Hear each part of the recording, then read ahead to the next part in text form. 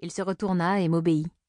L'air crépita, je sentis le vent souffler mes cheveux vers l'arrière, de la lumière rouge illumina ses mains qu'il projeta en avant tout en chuchotant des mots dans une langue inconnue. Est-ce que les sorts ne pouvaient pas utiliser une langue moderne? Pourquoi fallait-il sans cesse psalmodier des paroles d'une langue morte depuis des millénaires? Il propulsa son sort contre les barrières protectrices, l'air chuinta, je sentis un choc d'énergie. Une onde magique traversa la pièce à hauteur de ma poitrine. Surprise, je fermais les yeux et encaissais la vague en me pliant légèrement en deux. Quand je levais les paupières, le servant des dieux était au sol, et la barrière était intacte. Bordel de chiasse. « Bon, tu ne sers à rien, dis-je.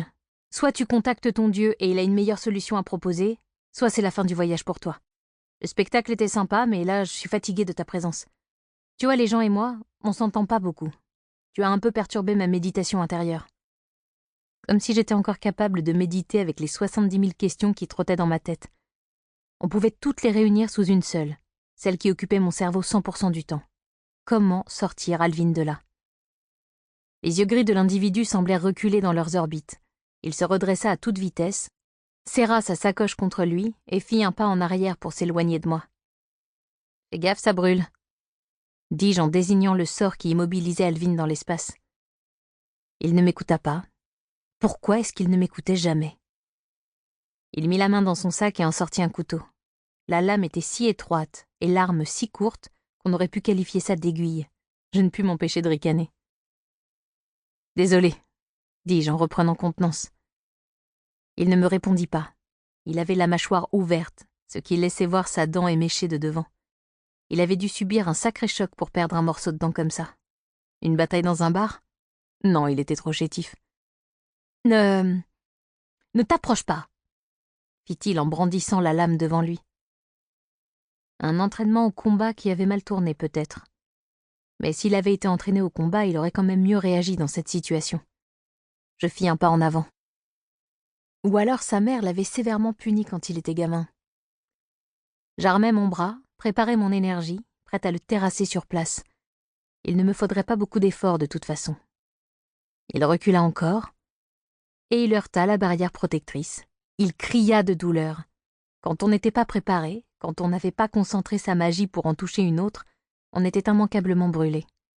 Je n'avais même pas d'effort à faire. Je ne savais pas si je m'en réjouissais ou si j'étais déçue. « Allez, on sort !» annonçai-je à l'individu, alors qu'il se tordait le cou pour voir ses épaules à l'endroit où il s'était brûlé.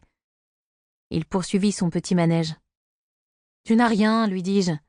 Ça va disparaître en quelques jours. Pas de flamme dans le dos, rien de tout ça. » Il finit par remarquer que j'étais toujours là. « On sort !» répétai-je. Je lui désignai la sortie, un portail alimenté par la magie. Il passa devant sans me poser une seule question. Probablement conscient que s'il résistait, j'allais l'étriper sur place.